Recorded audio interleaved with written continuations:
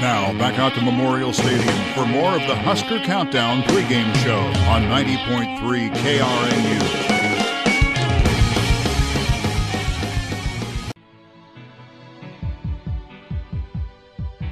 For Husker Countdown, I'm Zach Penrice.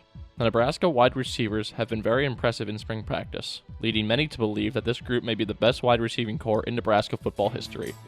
With 6 of 7 starters returning, including senior leader Jordan Westerkamp and a healthy De'Mornay Pierson-El, the Husker wideouts may be a force to be reckoned with in the Big Ten.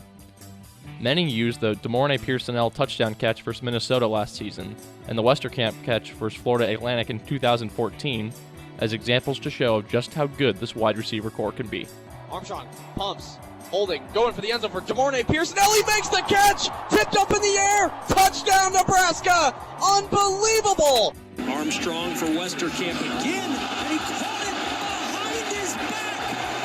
Unbelievable! Westerkamp's a magician. Nebraska's receivers made 190 catches for 2,811 yards and 23 touchdowns last season.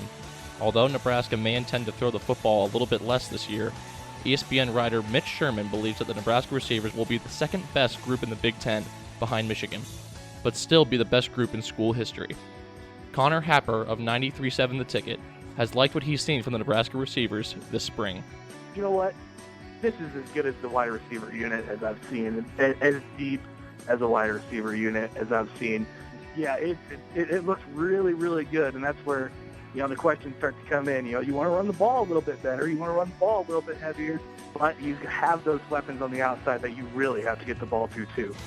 Nebraska has never had a 1,000-yard receiver, and with so many mouths to feed this season, it might be tough to break that trend. If someone were to do it, however, it would undoubtedly be Jordan Westerkamp, who has 129 receptions for 1,948 yards and 13 touchdowns in his career at Nebraska. Currently, Westerkamp is trying to recover from a groin injury, which kept him out of much of spring practice. Husker head coach Mike Riley has been pleased from what he's seen from Westerkamp and is confident that he will return very strong for Nebraska this season. Westy's good. He feels good. They're going to run him pretty soon.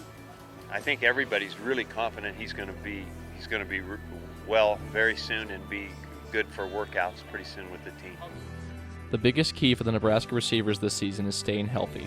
Last year, with De'Mornay Pierson-El, Westerkamp, and sophomore Stanley Morgan being sidelined by injuries, junior Brandon Riley stepped into a much larger role, finishing the season with 40 catches for 754 yards and 4 touchdowns.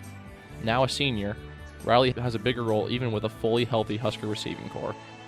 Riley will be one of Tommy Armstrong's go-to targets, like he was when he made the biggest catch of the season for Nebraska in 2015. Armstrong, and the receiver was out of bounds. He caught it. It's a touchdown, but he stepped out. Brandon Riley into the end zone. That ruling of the field of touchdown stand. With expectations so high, Nebraska fans everywhere will be hoping that these Nebraska receivers deliver on the season that many are expecting. If they manage to stay healthy and make the plays like fans know that they can, then there is no reason that Nebraska can't have an outstanding year with the help of the best receiving corps in Nebraska football history. For Husker Countdown, I'm Zach Penrice.